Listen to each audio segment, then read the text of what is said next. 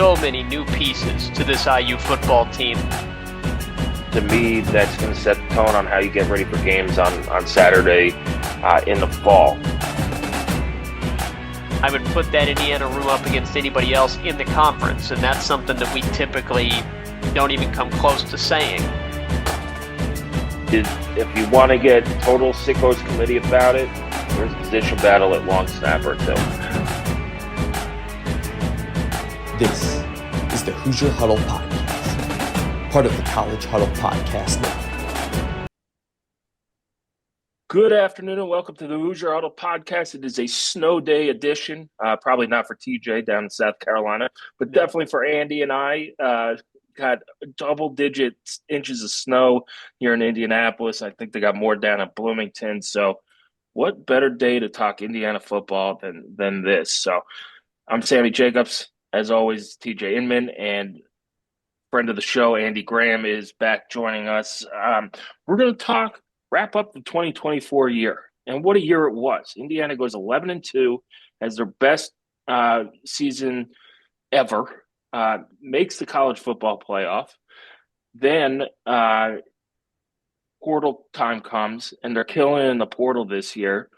So it looks like there's some sustainability on it. Andy, we haven't talked to you about 2024 yet. Let's just do a 2024 overview. Coming into the season, we would have all probably been very, very happy with, oh, hey, we get to go to a bowl game. But, man, we all knew that IU could start off quickly and that 6-0 was a possibility. But 10-0, 11-2, and a college football playoff berth. What was your takeaway from 2024? Yeah, I'm still trying to wrap my mind around how much Curtis Rourke personally suffered on our behalf. I mean, what a story that is. I mean, the guy plays the entire season with a torn ACL and helps deliver this magical, transformational season for all of us to enjoy, let alone the broken thumb. I mean, it's a remarkable thing. And he's, as the leader of the team, kind of exemplifies what the whole team did for, the fan base, for the school, for the program. I'm just glad I lived long enough to see it. It was just an amazing thing to experience. I was at all 8 home games in the stands, and it just was a big party. I mean, we had record numbers at our tailgate, double-digit folks, and we'd all have a great time being convivial for a couple hours before the game out in the parking lot. Then we'd adjourn to the stadium and watch our team just kick the pee-willy out of whoever we were playing, and then come back for another hour of partying while the traffic cleared. And that was a good time for college football Saturdays, every single Saturday at home for Indiana this year, all the way through a 66-0 butt kicking of the Boilers. And you have to wonder what they're thinking up in Lafayette. It's like, okay, Indiana's quarterback was playing with a torn ACL and a broken thumb and threw 6 touchdown passes, and they hung 66 on us. So hopefully that the magnitude of that is fully sunk in up there. They're probably just trying to move past it. But yeah, as a longtime IU fan and somebody that's been coming to Indiana games since I was a boy, whose mom was a fan and a friend of several of the players on the legendary 1945 team, it's hard to even put into words how much this meant to me and folks in my family and folks like me. And we have Kurt Signetti and crew to thank for it. And as you say, the project is ongoing. I'll just put this on camera. I did a depth chart just in my head, off the top of my head, projected for 2025 about a month ago. And now all the green ink now is all the portal guys. Over half of the projected offensive starters are portal guys, and they're quality guys. And so it's exciting. So yeah, thanks. It's kind of a long answer, but as somebody who was, paid to come up with words, it's hard to come up with words to express exactly how meaningful this was. Yeah. And TJ, we'll move to you. And it just shows. We learned about Curtis Rourke last week, but how close you were to the here we go again Indiana football narrative of you got a portal quarterback and he gets hurt in preseason camp. Mhm. Now, luckily he soldiered through and had a phenomenal year, got 2 first place Heisman votes. But yeah, TJ, take us through the 2024 year from your point of view. The words that I've continued to come back to in my head is just joy and thankfulness.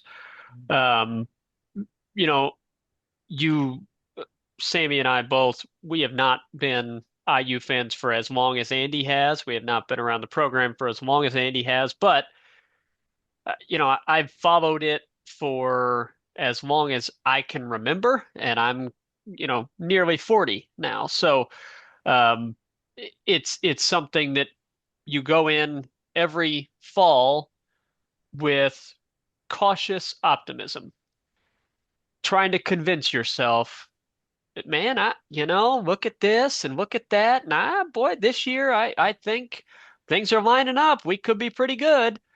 And then the games would start, and more times than not, you would be quickly reminded, no, no, we're not going to be very good. Um, and you would hope to get to a bowl game. That'd be the hope, and you would hope to beat Purdue. Those were kind of the two benchmarks that you'd set every year, and you'd hope you could make it. Uh, Went in this year with similar expectations. New coach. I like everything about what he's doing so far, but all these new guys, how are they going to mesh? How are they going to fit in? I felt pretty good IU could make a bowl game. I think predicted 7-5 as the record, and felt all right. That's very doable. But again, it was cautious optimism. Then the games start, and it was a lot of fun watching this team right from the get-go look like they could be special. There was a bit of, we haven't played anybody yet. Let's see how they do against UCLA.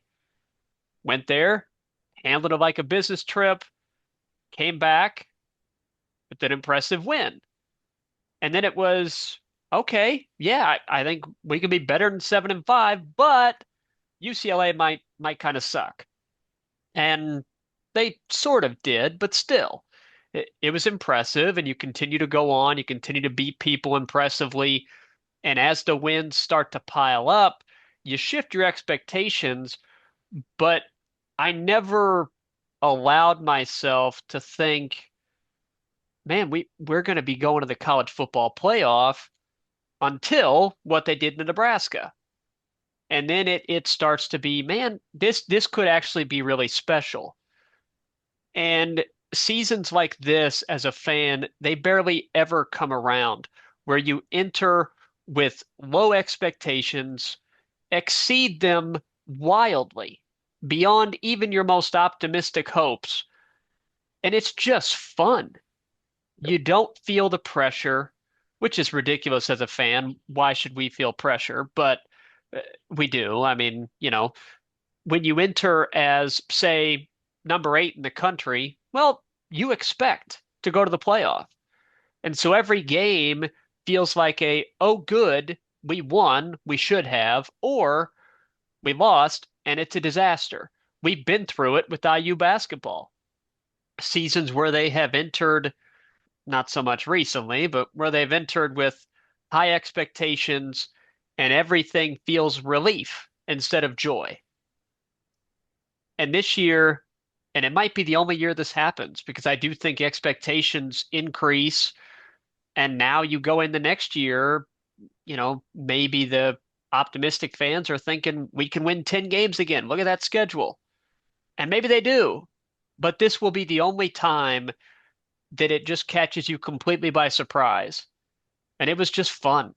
It was joyful. It was a lot of fun to cover this team, small part that I had in it. I'm never going to forget this year. Yeah, it was one of those special years that one you're never going to forget. It's kind of like, yeah, I'm a Yankee fan. It was like the '96 Yankees.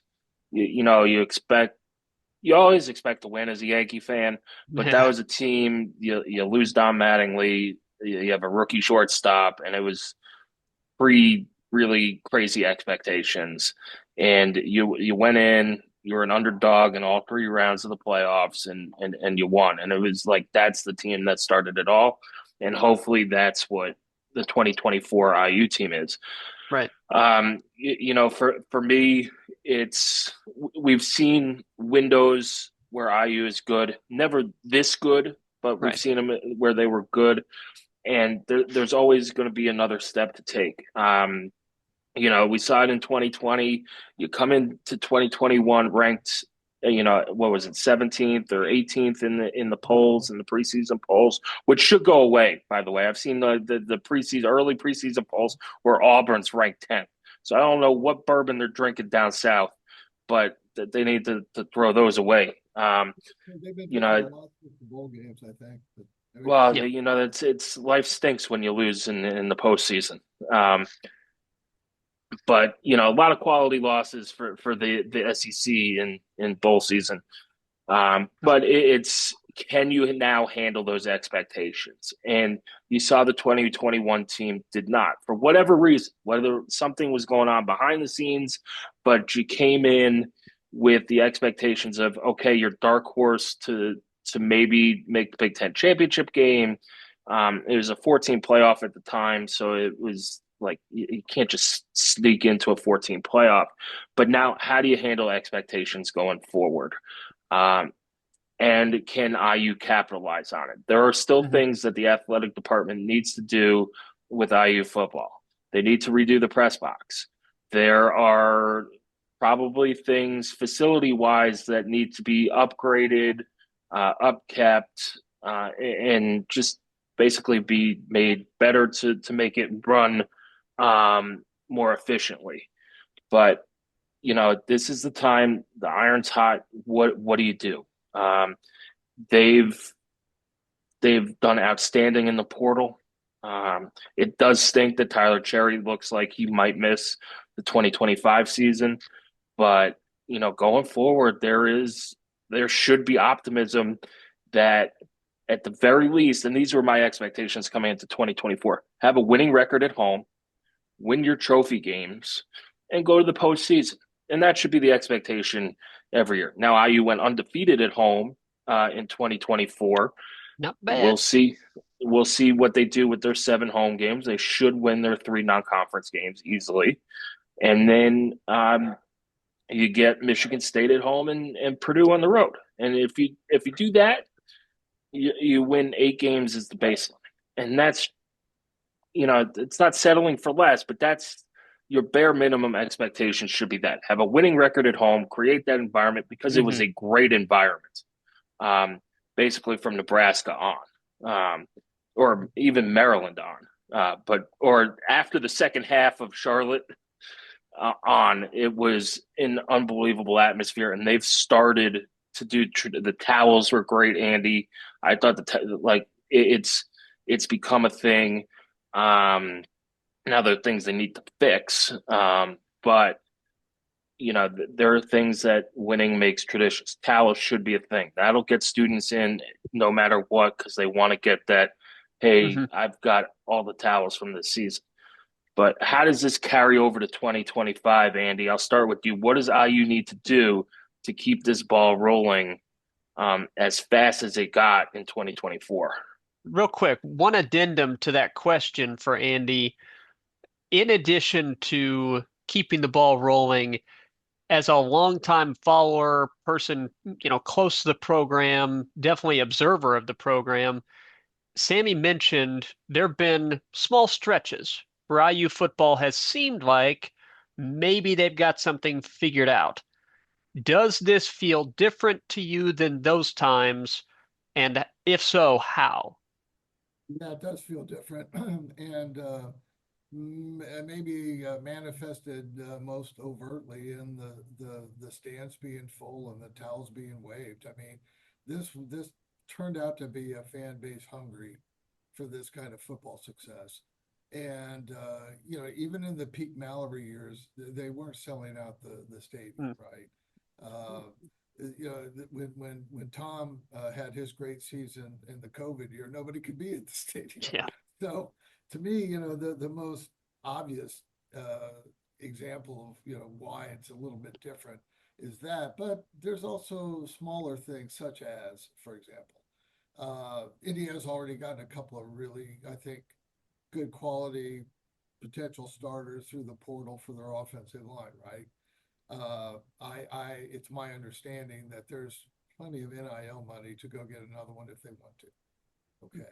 So I'm just throwing that out there as an example of how things are changing behind the scenes already, where Indiana has offensive linemen in the portal are expensive. Yeah. I think anybody who understands football understands it starts up front, and you got to be good in the trenches. So I just brought in a couple of defensive line guys already, a couple of offensive line guys already. They might be looking for more on both sides, and they've got the money to do it already lined up, as far as I understand. They're not going to be restricted by the amount of NIL money overly much.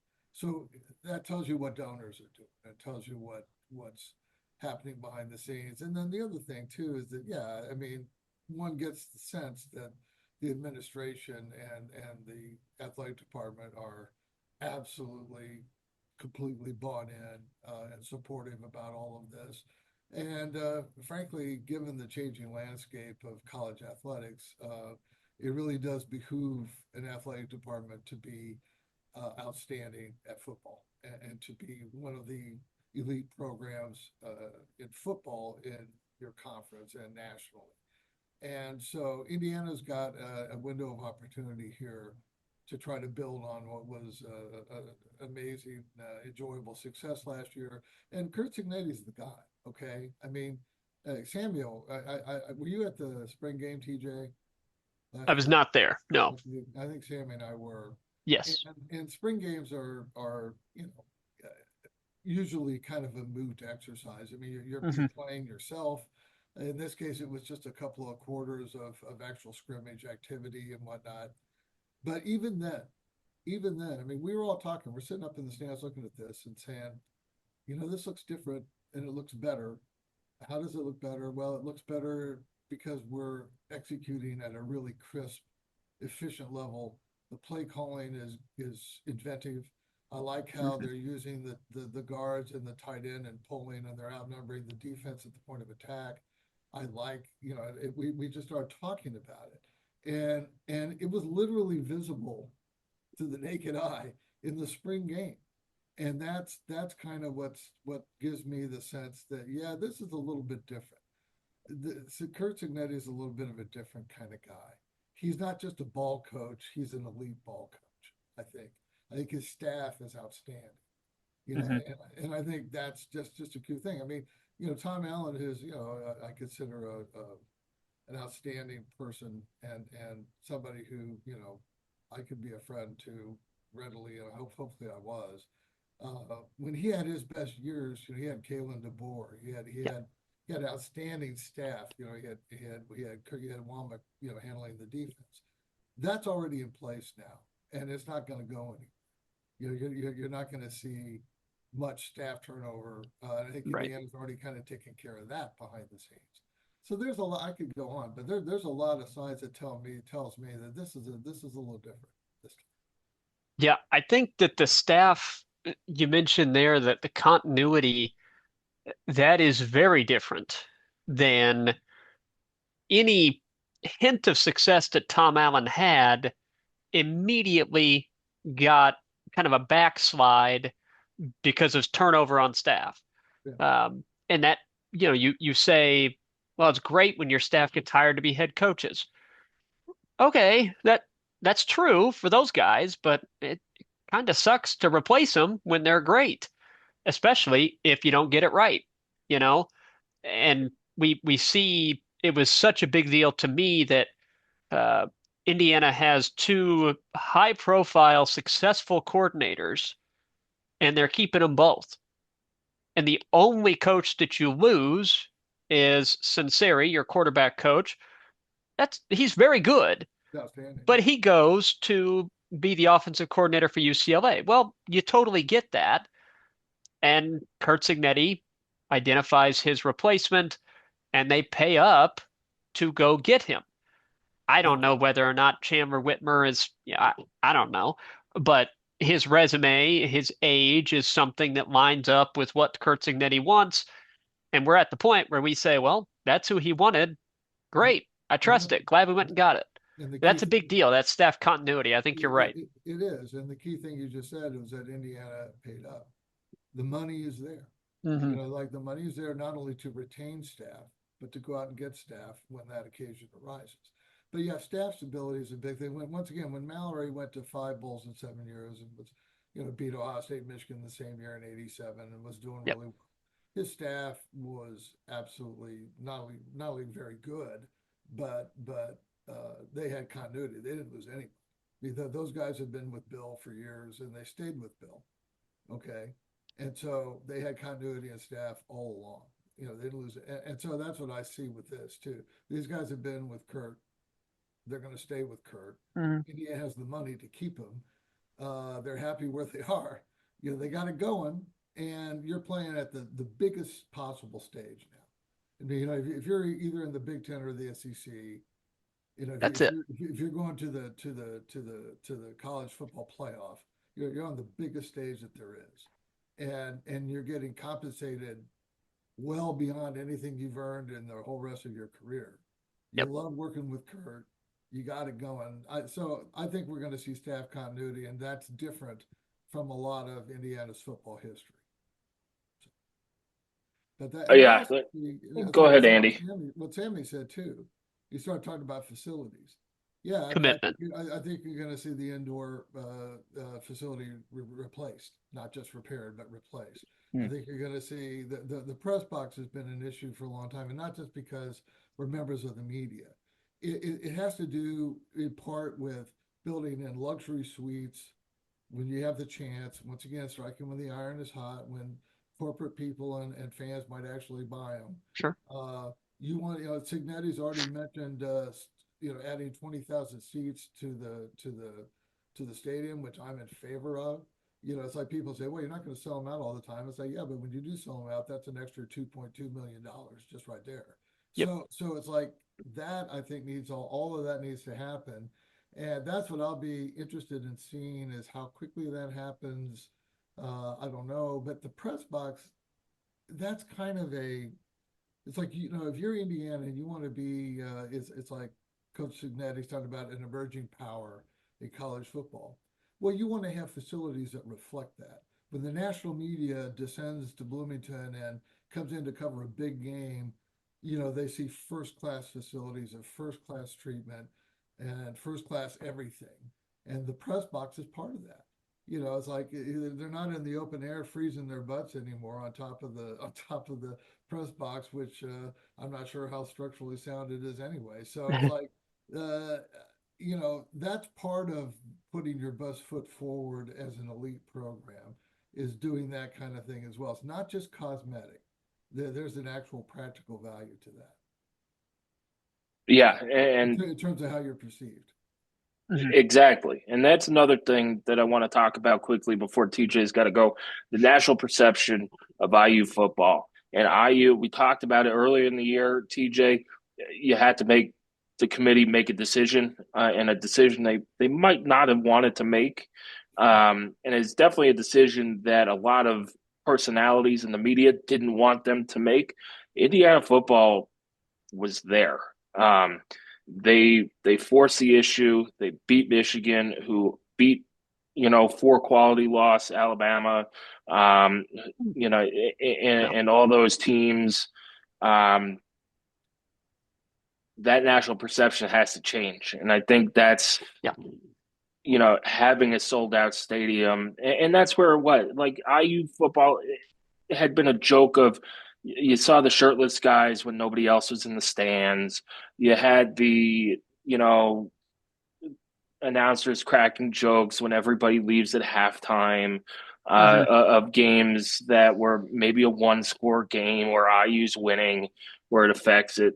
But I think this year it has changed the perception, and that was one of Kirk Cignetti's missions was he was going to change the brand of IU football, and I think he did that. And it kind of reminded me of when Kevin Wilson went on that radio show. Who was it? Jack Trudeau. He just hung Yeah. up on him. it was kind of Kevin Wilson-ish with with winning without Right. the 1-11 season. Yeah. But we're not going to get stepped on. It was the Tom Allen slamming on the table after a loss against Ohio State, saying Indiana football's not going anywhere. That's the perception, and we're going to make the national media look at IU, and that's part of the press box too. It's a facade, like the Yankee Stadium freeze and facade and all that stuff. It's something to look at, and I'm telling you, when that stadium was full against who was it, Washington, and they did those drone shots over, um, Hmm. man, it looked awesome. And you had game day there, you Yeah. had Fox Sports One, and you have one of the big media personalities, and Joel Klatt is dying to back up IU and put a stake in the heart of the SEC. So I think Well, perception is that, hey, Indiana football shouldn't be treated as a joke anymore. They should be given the same benefit of the doubt as any other team. I think I agree with you, but I do think that there are going to be a lot of eyeballs on Indiana waiting for Yep. next season to have a couple of losses, be out of the playoff picture, and then call him a one-hit wonder and make a comparison to, for instance, TCU, where it was. Now, I don't think the comparison is fair. Uh, this is not a criticism of TCU, but it would be accurate to say TCU won a bunch of close games, and that's how they got into the 14 playoff. They were a conference champion. Actually, they weren't a conference champion, but they got into that position by winning a bunch of close games. Indiana did not. Indiana obliterated everyone they played until Michigan. And then they beat Michigan, and that was called at the time a bad win because the Wolverines were, Five and considered five. average at best. Um, and I think it's fair to say IU didn't play great that day. But I think that there's going to be a lot of people in the national media and even some people in the IU fan base looking with skepticism towards next season. And as soon as there's a couple of losses, here we go again, same old IU, one hit wonder. I don't think it's fair. I don't think it's accurate, but I do think that that changing brand, I don't think it's there yet. I really don't. I don't think that it's there, and it probably shouldn't be. It probably should not replace, 100+ years of largely futility. It should probably take more than a season for the national media to recognize IU as a legitimate Big Ten player. Um, I think that what Indiana needs to do is continue to build solid seasons Yep. because that is how you change the fan base perception. That is how you change the national perception when you stack those bowl seasons one on top of another, and you cycle up with seasons like what we saw last year. And in the 12-team playoff, that's going to be possible. It And is. Or the yeah, and 14 or the 16-team playoff. Lord knows we're going there. Yep. It's going to be possible to cycle up once every few years and have that kind of season. But I think the most important thing for IU is stacking those solid winning seasons one on top of the other. That's how it turns in from a good team and a great team into a great program. yep. Yeah, and we said that before or after. We've seen them beat Missouri in 2014, and people always use that program changing win. Right, right. And I forgot what year I started at TJ, but with you was there's no such thing as a program changing win anymore. At Correct. least for IU, it's a program changing season, and now you have to build on it, like TJ said. And if you go to the postseason and win 8 or 9 games again, yeah, you're a little disappointed you don't go to the college football playoff, but that's the downside of the playoff too. College football has never been about getting like zero sum national championship or bust. Everything else stinks. It's, can you beat your rivals? Can you have a winning record? And do you get to the postseason? and then maybe if you're lucky, the UPI and AP voters vote for you as national champion, or you could just declare yourself national champions like UCF, Yeah. and just do that. But that to me, it's the college football is playoff is great. It gives you more access, but not making it does not make or break your season in terms of success. And look, I mean, let's face it, Indiana was the story. It was the story in college football for much of the season. Yep. It really kind of set people. And TJ mentioned the Nebraska game. We all watched that unfold, and it was like, holy mackerel. And then we watched Nebraska go into Columbus the next week and play Ohio State tough. And we started to get the idea. I mean, for me, it was a UCLA game. I was like, holy mackerel, we're actually really good. And here's the thing: it's like, I think Signetti's really good. I don't think we have rebuilt through the portal. We've reloaded. Yep. And what happens if Indiana goes into Eugene and wins next year? Okay. It's like, it's not, it's like everybody should keep expectations at a realistic level. All right. Yeah. I'm not saying Indiana's going to do that. Jerry DiNardo went into Eugene and won, by the way. Most people forget that. But look, it's not, Indiana has a chance. Like, people look at the three big road games, Oregon, Penn State, and Iowa next year. And I just tell people all the time, it's like, it's all on paper right now. Okay. It's like, with the modern shifting era of college football, where you got portal and you got so many different things every year, it's like Sammy already said, throw out the preseason polls. It's like they shouldn't even conduct a poll until, like, October, right? Yeah, week 4. Yeah, Just give me week 4 after the first conference game. So we don't know. Everything's on paper right now. But Kurt Signetti's a ball coach. He's got an outstanding staff. And as I'm looking at it on paper, in terms of the roster and the projected depth chart and whatnot, I like what I see. So, I'll be ready to tee it up next year, and I will see. I think Indiana's going to reinforce the public perception that, hey, Indiana's good all of a sudden. Yeah, and we might have those coveted quality losses on the road that these SEC people love. Yeah. But Andy, TJ says thanks for joining us as always. But yeah, 2025 is coming up. Indiana was the story. I would argue they were the story from when Kirk Signetti walked out on the floor at Assembly Hall and said Purdue sucks, but so does Michigan and Ohio State. And then it's really interesting that Mikhail Kamara, who's known played for Coach Signetti for 4 years now, came out and said, that was a new Coach Signetti for me. I hadn't really seen that guy before. But it speaks to the mission that Kurt Signetti accepted when he took the job. Yeah. It's like, okay, I'm gonna not only am I gonna win, because that's what I do, I'm gonna start changing the perception right now, because there's the amount of gloom and doom around the program. I'm gonna stick a knife in that right now. He shocked everybody into cheering for him. I think Gus Johnson was on the call of the basketball game, and he walked out of Assembly Hall going, "Who the heck is this crazy person that is coaching IU football?" But yeah, they're definitely changing the brand. Is there more work to do? Yes, but let me ask you a question. So, I mentioned at the start of the show here that I was deeply amazed by and gratified by what Curtis Work did for us. Okay, just personally, what he did, the sacrifice he made, the physical suffering he endured to help provide supply this season for us, right? So let me ask you a question. His passing percentage, his completion percentage, pre-injury to post-thumb injury, went from 72% to 62%, right?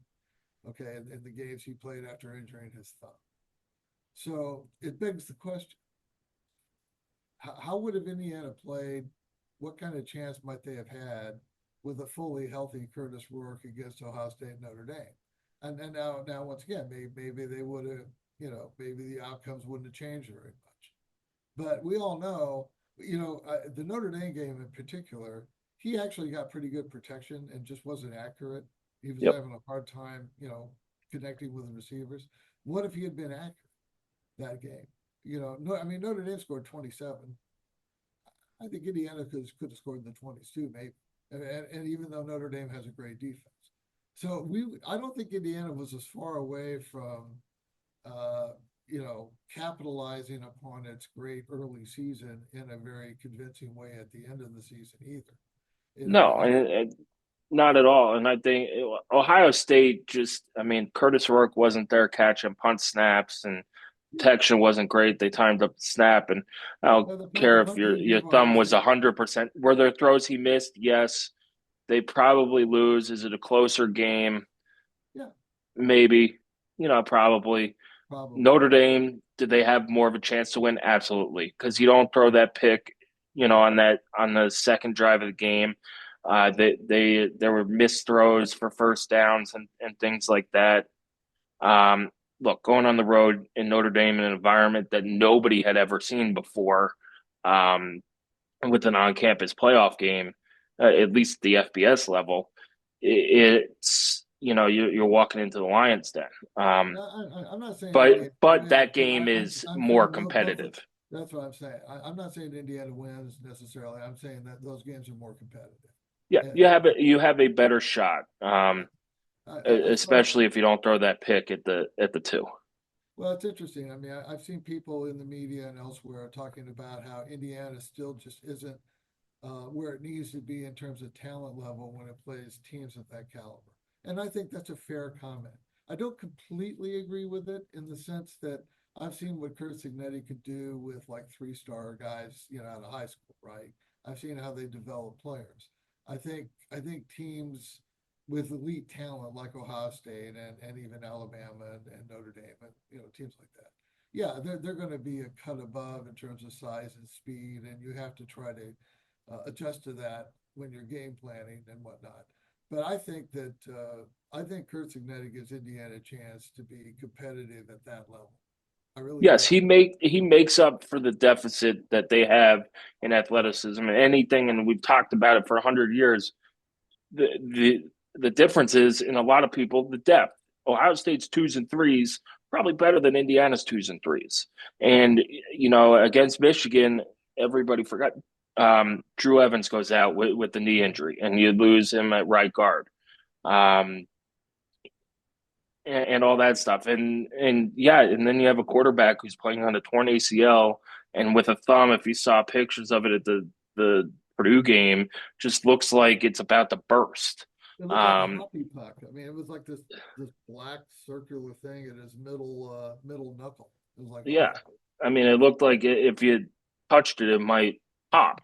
that's right. Um, but yeah, it's NIL is starting to level the playing field for teams like IU, especially if you have an alumni base like Indiana, who's the largest living alumni base in the country, who is bought in. That's why 2024 and success in 2024 was so vital for Kirk Cignetti. They got it. You're seeing the influx of money. I don't have the numbers, but you could see it in who they're getting out of the portal now. Um, are they going to spend 22 million on a team and a roster like Ohio State? Probably not, but you could field a competitive team who, if you stay healthy and have some injury luck, and you also lost Nick Kidwell too on that offensive line. We Yes, you forgot, did. but to build that depth and build that roster, IU has resources it Yeah, needs. It looks like, at least on the surface, it looks like that. it does. You talked about Ohio State's number two. Well, Zen Mikowski's coming in to play tackle for Indiana now, Yeah, and he's an Indiana kid, so that made sense in that way as well. But you need a slot receiver. Yeah, go get Tyler Morris. Yeah, yep. it's just a different day where we're actually fighting Georgia for Fernando Mendoza, right? And Beating we Georgia. That was another quality loss for the Bulldogs. yeah, there you go. So Yeah, and by the way, I as much as I take glee in heaping derision upon the SEC at all times, just on general principle, I felt badly for Kirby Smart in terms of yeah. His father passed I away. mean, and having that happen right within context of that bowl game, that important playoff game. I mean, it's just you got to feel for them, Yeah. for him. So sorry, I just wanted to mention that. No, and look, there's life outside of football, and we Yeah, recognize that, and you could feel badly for the human being that Kirby Smart is, um, but not feel badly for that Georgia lost a football game and stuff like that. But Andy, thanks for joining us today, as always. And I think we're under 240 days till IU football kickoff again. Um, spring game is going to be very interesting again, seeing how new pieces fit in, seeing a new quarterback or quarterbacks um, come in as well. It's, now more than ever, college football is a 365-day a year thing. But I'm done with the hot takes. I'm done with these way too early top 25s that have Auburn at number 10. Let's see this roster construction. Let's see how the 2026 class starts to come together. And then let's see how they, always take the results of the spring game with a grain of salt. But like you said, Andy, we saw it last year where it just felt different, that it was more streamlined, down to business. Everything was more efficient. And then you saw the foundation of what IU made IU really good this year in the spring, and it should be exciting. And hopefully, have a great spring crowd and start traditions there as well. that would be nice to see. Um, you know, Well, and if Coach Ignetti puts the word out, hey, we'd love it if you guys show up. I think people will show up. And kudos to you for fitting in this whole video in one baby nap, and give Maddox a pat on the noggin for me. I will. Well, he woke up a few minutes ago, but Okay. so it wasn't a complete baby nap. But we did squeeze it in. So thanks for TJ for squeezing it in during his lunch break. Andy, thanks for taking time out of your day as well. You can always come back to HoosierHuddle.com. Follow us on Twitter at Hoosier_Huddle. We're also on Blue Sky at Hoosier Huddle there as well. Happy to talk football. Have a great day, and thanks for listening.